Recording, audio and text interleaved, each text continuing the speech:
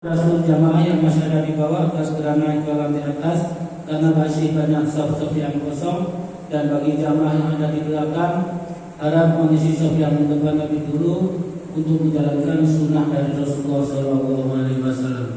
Karena siapa yang berjamaah dan mengharap atau menuju ke saf yang depan, pahalanya tentu lebih besar. Itu mengharap pahala yang lebih besar, maka saf yang depan diutamakan. Selanjutnya dihimbau kepada para jamaah yang membawa alat komunikasi agar dinonaktifkan selama Jumat berlangsung. Dan dihimbau kepada adik-adik, anak-anak agar bisa mengikuti sholat Jumat dengan tertib, jangan ada yang bercanda apalagi ngobrol demi kesempurnaan sholat Jumat kita. Dan dihimbau kepada jamaah yang kotak tromol agar dihindarkan setelah kumandang azan yang pertama selesai. Demikian informasi yang saya sampaikan, kurang lebihnya mohon maaf. Bila kita walidayah, Assalamualaikum warahmatullahi wabarakatuh.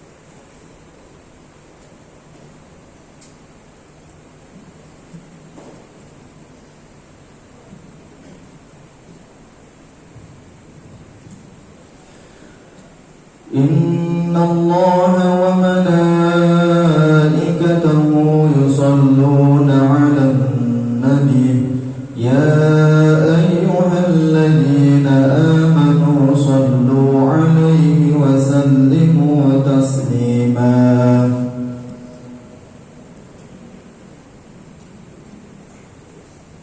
Assalamualaikum warahmatullahi wabarakatuh.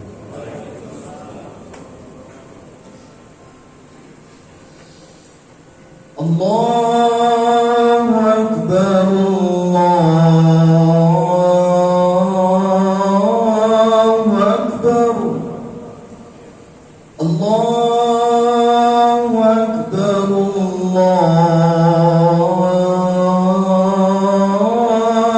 Akbar.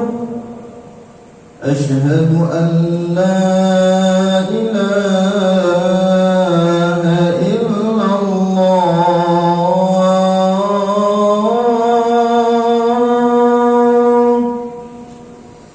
أشهد أن لا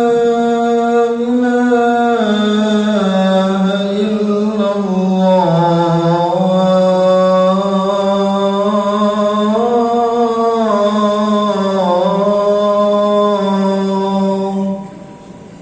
أشهد أن محمدا رسول الله.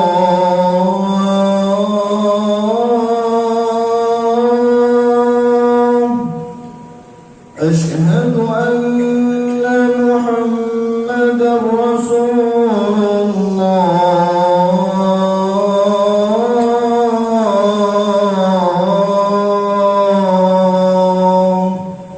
حي على الصلاة،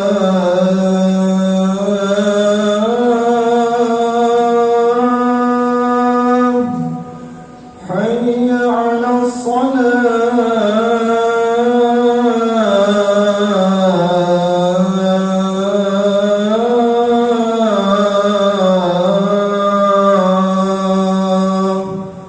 حي على الفلاح،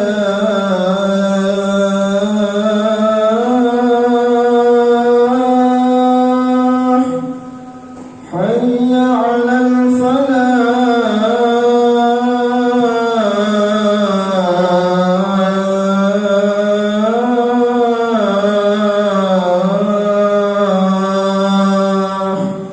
الله أكبر،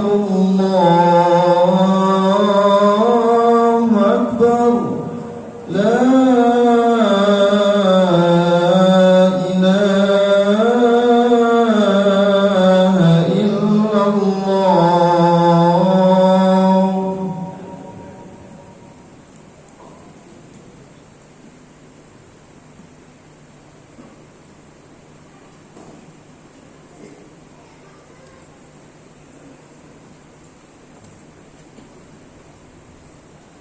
Alhamdulillah, alhamdulillah ala ifdalih wa syukru lahu ala nawalih.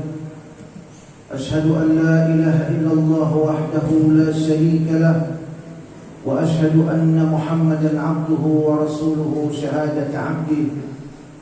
Allahumma salli wa sallim ala khairi khalqih wa a'azzi ibadih, sayyidina wa maulana Muhammadin wa ala alihi wa sahbihi wa man nahja nahjahu ila yaumi liqa'ih. Amma ba'd. Fa ya ibadallah, usikum wa iyaya bi taqwallahi wa ta'atihi, faqad faza al-muttaqun. Qala Allah subhanahu wa ta'ala fi muhkami tanzilih, a'udzu billahi minasy syaithanir rajim. Bismillahirrahmanirrahim. قل هل يستوي الذين يعلمون والذين لا يعلمون إنما يتذكر أولو الألباب. صدق الله مولانا العظيم. Ma'asyiral muslimin rahimakumullah. Dalam menjalani kehidupan sehari-hari di atas dunia ini, salah satu nikmat Allah yang diberikan kepada kita agar kita bisa betul-betul menikmati setiap anugerah dan nikmat Allah di dunia adalah nikmat kesehatan. Tanpa kesehatan, banyak nikmat yang Allah berikan di dunia tidak betul-betul dapat kita nikmati. Karena itu di antara doa yang paling sering kita minta kepada Allah adalah nikmat sehat. Dan kemudian doa kepada orang lain yang kita doakan, teman, sahabat, keluarga kita, orang tua, juga nikmat sehat. Kalau sehat bisa bekerja. Kalau sehat kita bisa berkumpul dengan keluarga. Kalau sehat kita bisa merasakan kenikmatan hidup di atas dunia ini. Karena itu orang banyak mengatakan semoga Bapak Ibu sehat walafiat. Ketika mengucapkan sehat walafiat, banyak yang mengira bahwa makna sehat walafiat adalah sehat-sehat saja. Sehat walafiat adalah sehat dan betul-betul sehat. Artinya sehat walafiat dianggap satu kata, satu makna. Lalu bagaimana sebetulnya sehat walafiat? Mari sama-sama kita simak apa yang disampaikan oleh Al-Imam An-Nawawi di dalam kitab beliau Nasaihul Ibad. Al-Imam An-Nawawi Al-Jawi Al-Bantani, beliau menyitir sebuah hadis dari baginda Nabi Muhammad SAW yang menyebutkan tentang 10 indikator seseorang meraih keafiatan. Dan dalam kesempatan khutbah ini khatib akan menyampaikan 5 di antaranya. Kata Nabi, al-afiyatu 'ashratu awjuhin, 5 fid dunya wa 5 fil akhirah. Afiat itu ada 10 tandanya, sehingga seseorang bisa dikatakan sehat wal afiat. 10 tandanya kata Nabi, 5 di dunia dan 5 di akhirat. Jadi ternyata afiat itu ruang lingkupnya tidak hanya dunia tetapi juga akhirat. Sementara sehat itu ruang lingkupnya hanya sebatas di dunia saja. Jadi dari sini kita bisa memahami bahwa sehat lebih sempit dari afiat, atau afiat jauh lebih luas daripada sehat. Namun kedua-duanya adalah nikmat, sehingga kita bisa simpulkan seseorang yang bisa meraih sehat wal afiat adalah orang yang sangat beruntung karena dia mendapatkan nikmat yang sempurna. Ma'asyiral muslimin rahimakumullah. Kata Nabi, 5 indikator afiat di dunia. Yang pertama, al-ilmu. Ciri seseorang mendapatkan afiat di dunia adalah kalau dia berilmu. Dan yang dimaksudkan di sini ilmu adalah ilmu agama. Dan kalau kita terjemahkan ke dalam bahasa keseharian, maka yang dimaksud dengan al-ilmu ini adalah orang yang semangat, orang yang rajin mengaji, mempelajari agama, hadir di majelis-majelis ilmu, senang mendengarkan pelajaran-pelajaran agama. Jadi kalau ada orang badannya sehat, kemudian senang hadir di majelis ilmu, senang mempelajari ilmu, berarti sehat wal afiat. Ini indikator yang pertama. Orangnya rajin mengaji. Karena berapa banyak orang sehat, semuanya dia kerjakan kecuali belajar agama. Dan tentunya nanti akan terkejut ketika jamaah rahimakumullah dunia ini nyaris meninggalkannya. Yang kedua, kata Nabi, indikator afiat adalah al-ibadah. Ibadah, maksudnya ibadah itu sudah nikmat beribadah. Berapa banyak orang yang kalau tertinggal sholat subuh berjamaah seharian dia merasa tidak nyaman. Berapa banyak orang yang kalau kesiangan sholat tahajud karena lembur bekerja, maka seharian dia merasa sedih dan bertekad bahwa malam nanti saya tidak boleh ketinggalan tahajud lagi. Berapa banyak di antara kita yang kalau seandainya kesibukannya membuat dia tidak sempat sholat duha, dia juga bersedih karena begitu nikmatnya dia melaksanakan sholat duha. Ma'asyiral muslimin rahimakumullah.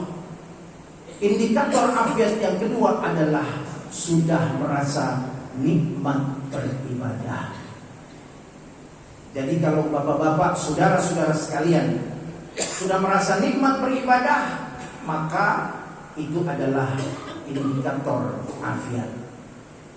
Kemudian yang ketiga, ar-rizqu minal halal. Indikator keafiatan yang ketiga adalah mendapatkan rizki dari cara yang halal.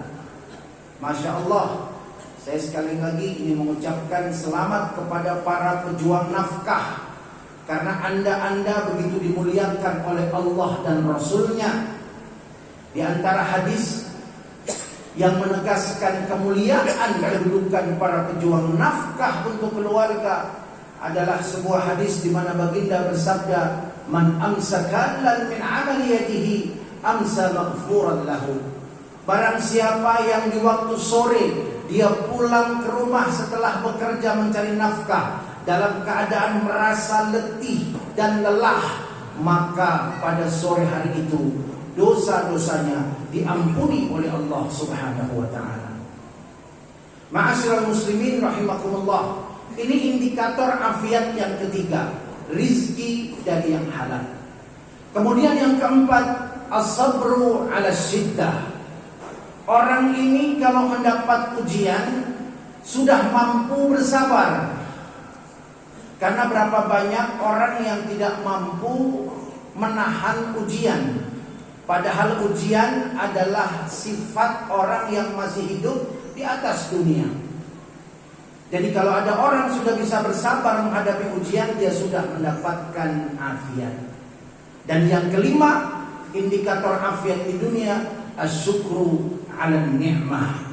Bersyukur atas berbagai nikmat yang Allah berikan kepadanya. Sekecil apapun nikmat dia syukuri, karena dengan mensyukuri nikmat Allah akan tambahkan. Ma'asyiral muslimin rahimakumullah. Inilah 5 indikator keafiatan di dunia. Dalam kitab Nasaihul Ibad karya Al-Imam An-Nawawi Al-Jawi Al-Bantani. Karena itu sebagai kesimpulan, orang yang badannya sehat, rajin mengaji, nikmat beribadah, mendapatkan rezeki dari cara yang halal, sabar ketika ada musibah, syukur ketika mendapatkan nikmat, maka orang ini sudah meraih sehat wal afiat. Sementara orang yang badannya sehat, belum rajin mengaji, belum nikmat beribadah, rezeki masih bercampur, ketika datang musibah mudah patah, dan kemudian tidak pandai mensyukuri berbagai nikmat. Kalau dia tidak sakit, maka orang ini hanya baru mendapatkan nikmat kesehatan. Ma'asyiral muslimin rahimakumullah. Saya yakin ketika seseorang betul-betul meraih sehat wal afiat, maka kehidupannya betul-betul menjadi kehidupan yang berkah, nikmat dan selamat fi dunya wal akhirah. Mudah-mudahan kita semua bisa meraih sehat wal afiat. Kita introspeksi apakah 5 keafiatan di dunia ini sudah kita miliki. Kalau ada yang belum, maka selama Allah memberikan kita nafas di atas dunia ini, mari sama-sama kita lengkapi 5 indikator keafiatan kita di dunia, sehingga lengkaplah nikmat Allah kepada kita sehat wal afiat. Barakallahu li wa lakum fil Qur'anil azim wa nafa'ani wa iyyakum bima fihi minal ayati wa dzikril hakim wa taqabbalallahu minna wa minkum tilawatahu innahu huwal ghafurur rahim. Allahumma salli ala sayyidina Muhammadin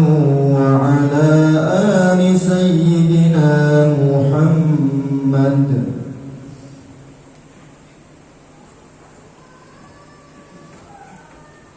الحمد لله أحمدك ربي حمدا يوافي نعمك ويكافئ مزيدك، وأثني عليك أن أنعمت علينا بشرف الإيمان بك وعزة الإسلام لك.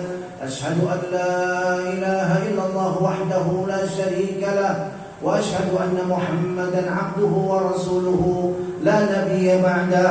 اللهم صل وسلم على سيدنا ومولانا محمد وعلى آله وصحبه أجمعين. أما بعد فيا عباد الله، أوصيكم وإياي بتقوى الله وطاعته لعلكم تفلحون.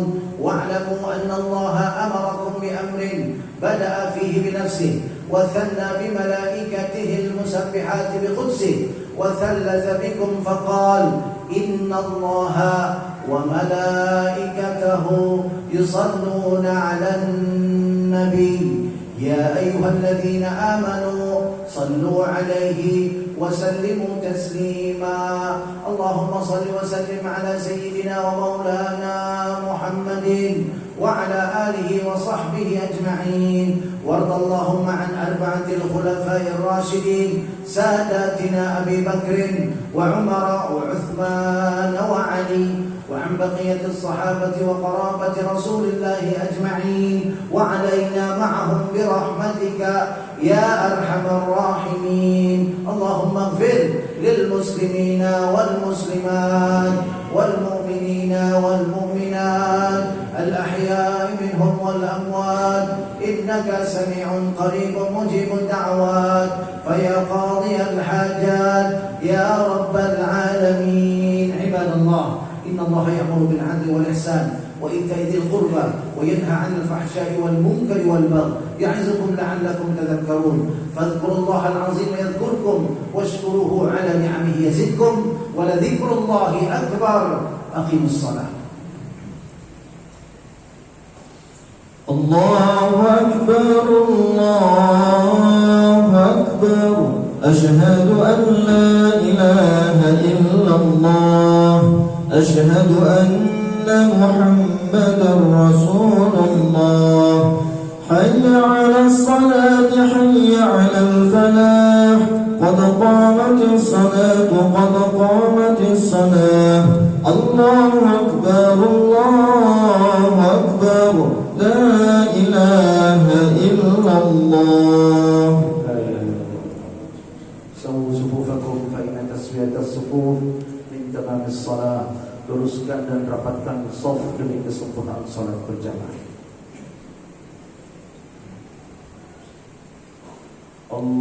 Allahu Akbar.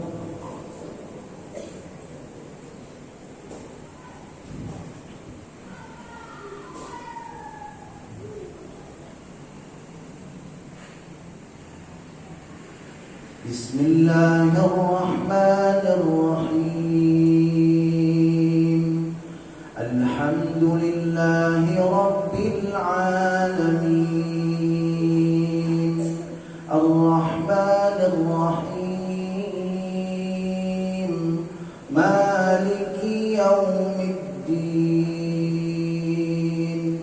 Iyyaka na'budu wa iyyaka nasta'in. Ihdinas siratal mustaqim, siratal ladzina an'amta 'alaihim ghairil maghdubi 'alaihim waladdallin.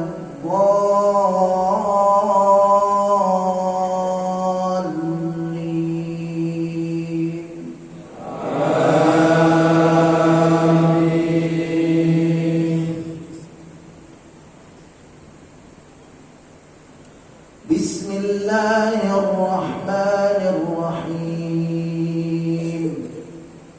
Innal abrara yashrabuna min ka'sin kana mizajuha kafura, 'aynan yashrabu biha 'ibadullahi yufajjirunaha tafjira.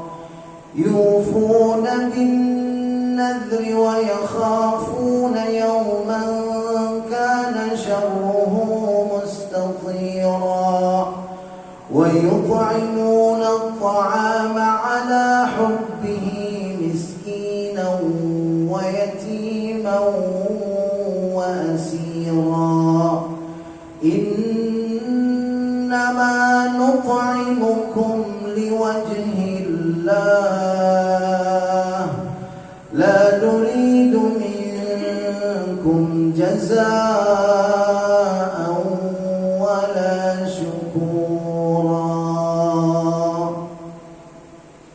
الله أكبر.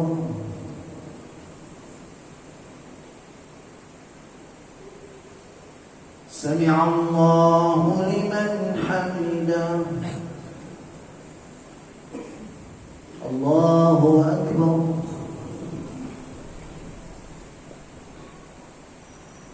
الله أكبر. الله أكبر.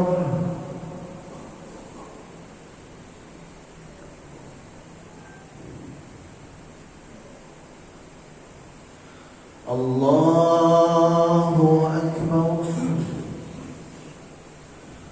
بسم الله الرحمن الرحيم. الحمد لله رب العالمين الرحمن الرحيم مالك يوم الدين إياك نعبد وإياك نستعين اهدنا الصراط المستقيم صراط الذين أنعمت عليهم غير المغضوب عليهم ولا الضالين.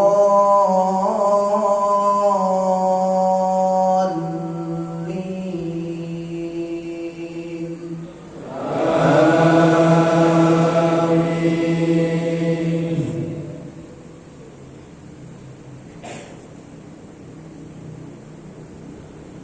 بسم الله الرحمن الرحيم.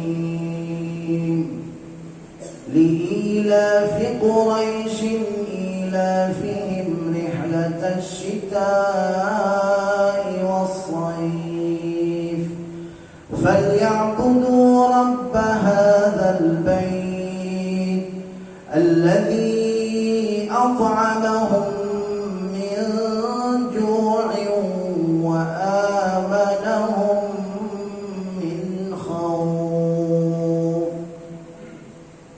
الله أكبر.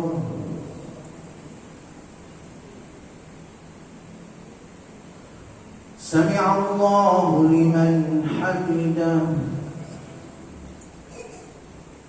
الله أكبر.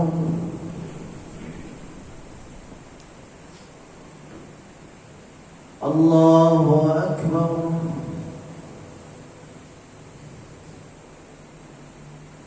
الله أكبر.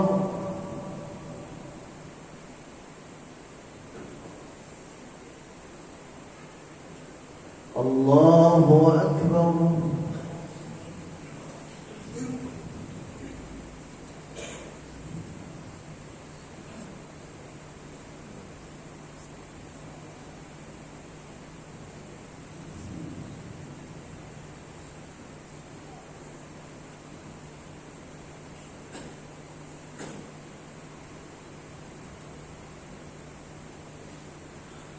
السلام عليكم ورحمة الله.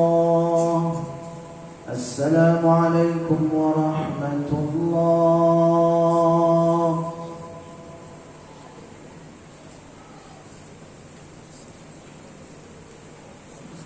استغفر الله العظيم. استغفر الله العظيم.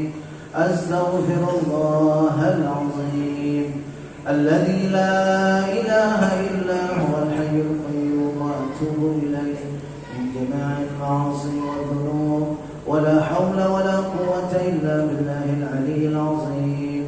لا لا إله إلا الله وحده لا شريك له له الملك وله الحمد يحيي ويميت وهو على كل شيء قدير لا إله إلا الله وحده لا شريك له له الملك وله الحمد يحيي ويميت وهو على كل شيء قدير لا إله إلا الله وحده لا شريك له له الملك وله الحمد يحيي ويميت وهو على كل شيء قدير اللهم أنت السلام ومنك السلام وإليك يعود السلام فحينا ربنا بالسلام وادخلنا الجنة دار السلام تباركت ربنا وتعاليت يا ذا الجلال والإكرام الفاتحة أعوذ بالله من الشيطان الرجيم بسم الله الرحمن الرحيم الحمد لله رب العالمين الرحمن الرحيم مالك يوم الدين إياك نعبد وإياك نستعين اهدنا الصراط المستقيم صراط الذين أنعمت عليهم غير المغضوب عليهم ولا الضالين آمين بسم الله الرحمن الرحيم الحمد لله رب العالمين اللهم صل على سيدنا محمد وعلى آل سيدنا محمد اللهم إنا نسألك من خير ما سألك منه نبيك محمد صلى الله عليه وسلم ونعوذ بك من شر ما استعاذك منه نبيك محمد صلى الله عليه وسلم أنت المستعان وعليك البلاغ لا حول ولا قوة إلا بالله العلي العظيم اللهم انصر إخواننا المسلمين المجاهدين المستضعفين في فلسطين اللهم انصر إخواننا المسلمين المستضعفين في السودان اللهم دمر اليهود والصهاينة ومن عاونهم من الكفار والمنافقين يا رب العالمين اللهم احفظ المسجد الأقصى من اليهود الغاصبين ربنا اغفر لنا ولوالدينا وارحمهما كما ربيانا صغارا ربنا آتنا في الدنيا حسنة وفي الآخرة حسنة وقنا عذاب النار وصلى الله على سيدنا ومولانا محمد وعلى آله وصحبه وسلم والحمد لله رب العالمين.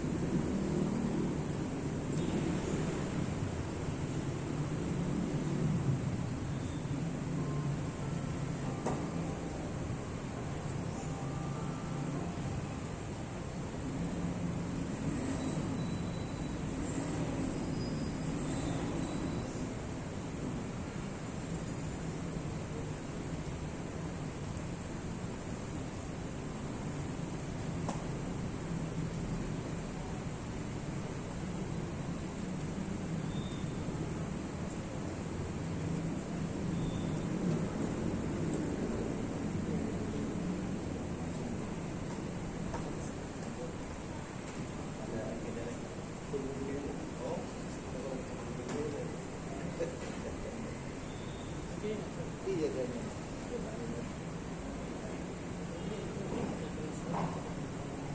dibaca enakan.